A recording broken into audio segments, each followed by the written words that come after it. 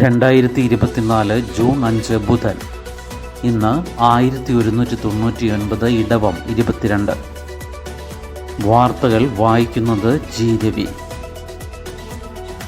ലോക്സഭാ തെരഞ്ഞെടുപ്പ് BJPക്ക് 241 സീറ്റ് മാത്രം. ഭരണമുറപ്പിക്കാൻ സഖ്യകക്ഷികളെ ആശ്രയിക്കണം. കോൺഗ്രസിന് 99 സീറ്റ്, പ്രതിപക്ഷ നേതൃസ്ഥാനം ഉറപ്പായി. വാരണാസിയിൽ പ്രധാനമന്ത്രി നരേന്ദ്രമോദിയുടെ ഭൂരിപക്ഷം കുത്തനെ കുറഞ്ഞു. 1,52,513. ഇത് 2019 4,79,505 ആയിരുന്നു.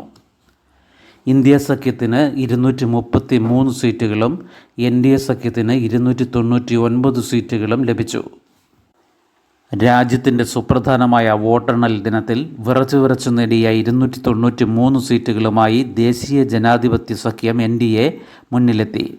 എക്സിറ്റ് പോൾ പ്രവചനങ്ങളെ പാടെ തെറ്റിച്ച വൻ മുന്നേറ്റം നടത്തിയ ഇന്ത്യ മുന്നണി 233 സീറ്റുകൾ നേടി. ഇത്തവണ 400-ന് മുകളിൽ എന്ന മുദ്രാവാക്യവുമായി പ്രചാരണം ആരംഭിച്ച BJPക്ക് സ്വന്തം നിലയിൽ 241 സീറ്റുകൾ മാത്രം.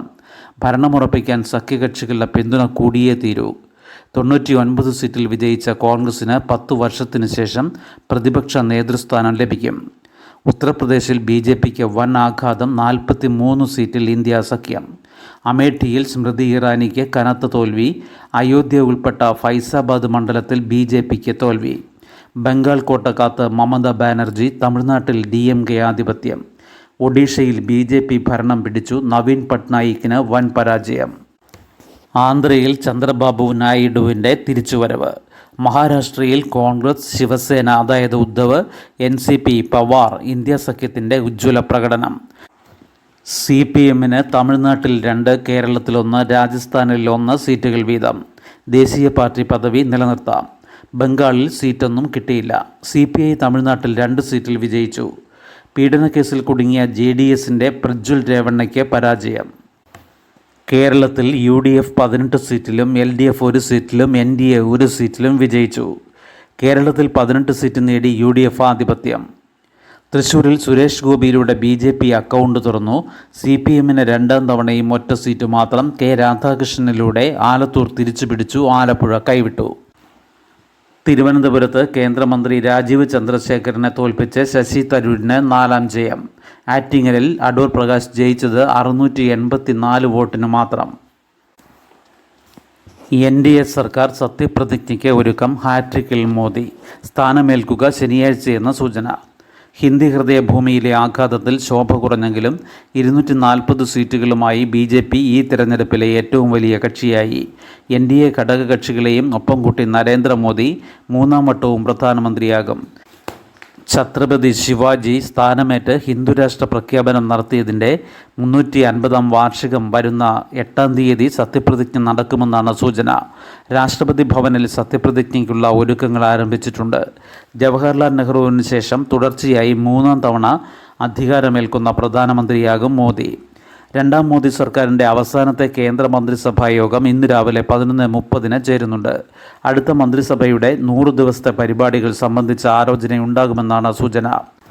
2019 303 സീറ്റുകളോടെ ഒറ്റയ്ക്ക് ഭരിക്കാമെന്ന നിലയിലായിരുന്നു BJP. 2014 BJPക്ക് ഒറ്റയ്ക്ക് ഭൂരിപക്ഷമുണ്ടായിരുന്നു. 282 സീറ്റ്. രാഷ്ട്രീയത്തിൽ വന്ന ശേഷം മോദിക്ക് സർക്കാർ രൂപീകരണത്തിന് സഖ്യകക്ഷികളെ ആശ്രയിക്കേണ്ടി വരുന്നത് ഇതാദ്യമാണ്.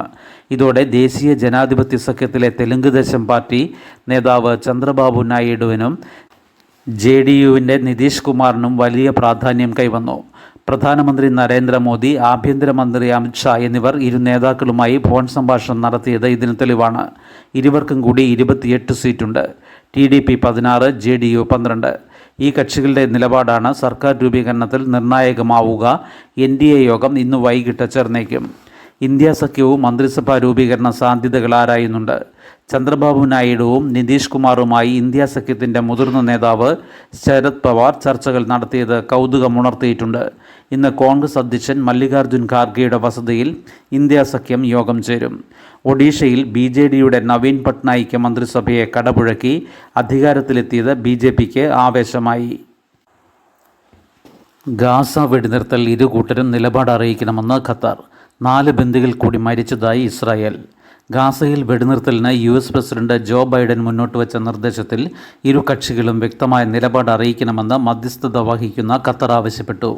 ഇപ്പോഴത്തെ പ്രതിസന്ധി പരിഹരിക്കുന്നതിനും ശാശ്വത സമാധാനത്തിനും വഴിയൊരുക്കുന്നതിനുള്ള ഉടമ്പടിയാണ് ഉണ്ടാകേണ്ടതെന്നും ഖത്തർ വിദേശകാര്യ മന്ത്രാലയ വക്താവ് മജീദ് അൽ അൻസാരി പറഞ്ഞു.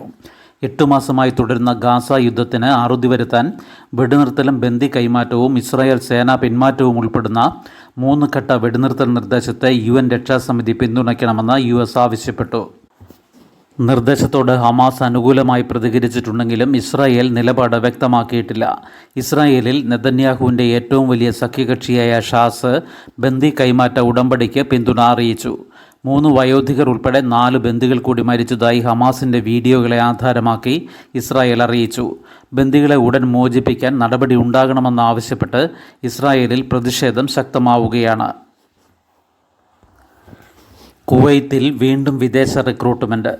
ഏതാനും വർഷമായി നിർത്തിവെച്ച വിദേശ റിക്രൂട്ട്മെൻറ്റ് കുവൈത്ത് പുനരാരംഭിച്ചു.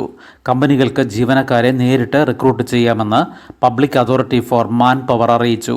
കമ്പനികളുടെ സ്വഭാവവും വലിപ്പവും ജീവനക്കാരുടെ എണ്ണവും അനുസരിച്ച് 3 വിഭാഗമാക്കി തിരിച്ചാണ് അനുമതി. ചില കമ്പനികൾക്ക് 100% ജീവനക്കാരെയും വിദേശത്തു നിന്ന് റിക്രൂട്ട് ചെയ്യാം. മറ്റു ചില കമ്പനികൾക്ക് 50%, 25% എന്നിങ്ങനെ അനുമതി നൽകിയിട്ടുണ്ട്. തെരഞ്ഞെടുപ്പ് തോൽവി പരിശോധിക്കുമെന്നും തിരുത്തുമെന്നും MV ഗോവിന്ദൻ. കേരളത്തിൽ LDFിനേറ്റ വലിയ തോൽവി വിശദമായി പരിശോധിക്കുമെന്നും സർക്കാരിൻ്റെ പ്രവർത്തനങ്ങളിൽ തിരുത്തേണ്ടതുണ്ടെങ്കിൽ തിരുത്തുമെന്നും CPM സംസ്ഥാന സെക്രട്ടറി MV ഗോവിന്ദൻ. ഭരണവിരുദ്ധ വികാരമുണ്ടായെന്ന് പറയാനാകില്ല, എന്നാലും അതും പരിശോധിക്കും. സ്ഥാനാർത്ഥി നിർണയം, പ്രചാരണം തുടങ്ങിയവയും വിലയിരുത്തും. ജനങ്ങളാണ് അവസാന വാക്ക്, അത് അംഗീകരിക്കുന്നു.